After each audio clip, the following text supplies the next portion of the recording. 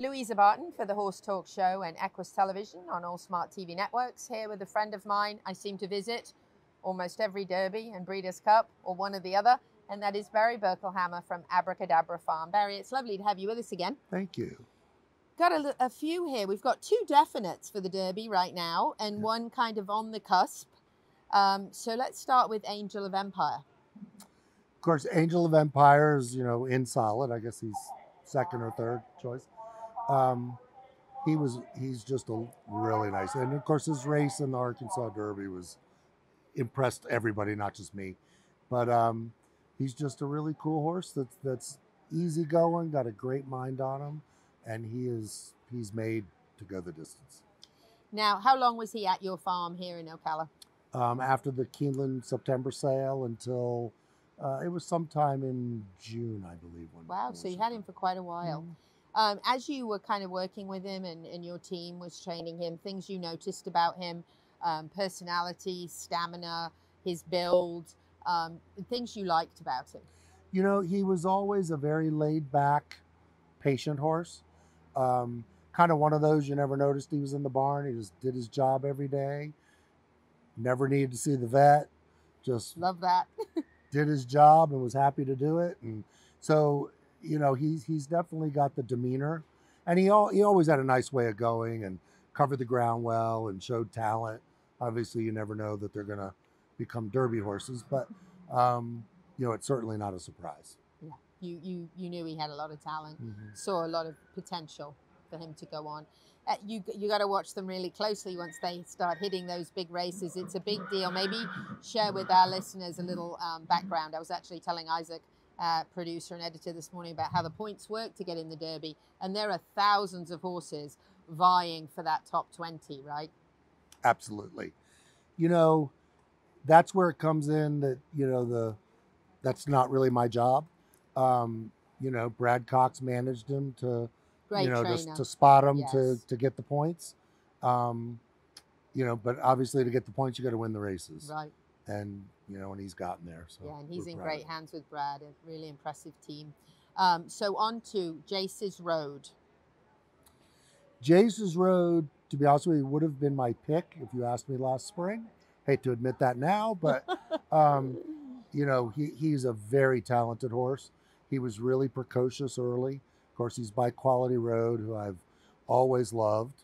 Probably more thanks to the guy sitting right over there, who had another Quality Road, Caledonia Road, won the Breeders' Cup with. Yeah. So, we like the Quality Roads anyways. And but he trained great. Again, he's got a super mind on him. He's trained great. He obviously did not like the slop the couple times they tried him. So if it comes sloppy on Derby Day, he's, probably going to have difficulties. But, he's a very nice horse and probably has a really good chance. And, we never know if it's going to rain or not on Derby Day, because if it says it's going to, it usually doesn't. And right, if it says it won't, then it does. So there's no rhyme or reason for that. I certainly wouldn't sell him short. He's a very talented horse.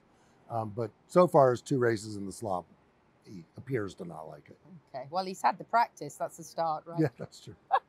It takes a lot for a horse, though, to go to the Derby, even a horse that's been at some of the main races, because it's a lot of commotion. There's a lot going on. There's an energy there that's a little different than anywhere else. So that's all new, too, for these horses. Absolutely. And I tell people all the time, the horse that seems to win the Derby is the horse that can handle the walkover, the paddock experience.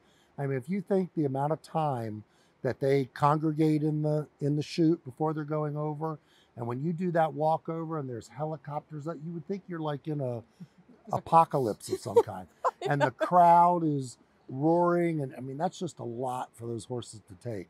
And if a horse, gets a little worked up and nervous inside, it can cost them the race. Because by the time they get to the gate, their adrenaline only flows for so long, and their race is gone. So it truly takes a horse with a relaxed sense, and a horse that'll just take things in stride. Both of those horses do have that. That's good. And then on the cusp, Cyclone Mischief. So, I really hope he gets in. I think Dale deserves to have him in there. He's knocking at the door. He's run quality races in each one of his races. He wasn't fortunate enough to actually win one of those big point races, but he's always right there. So it would be fun to see him in it. Plus, obviously, it would give us 3 horses out of the same crop, which would be pretty thrilling.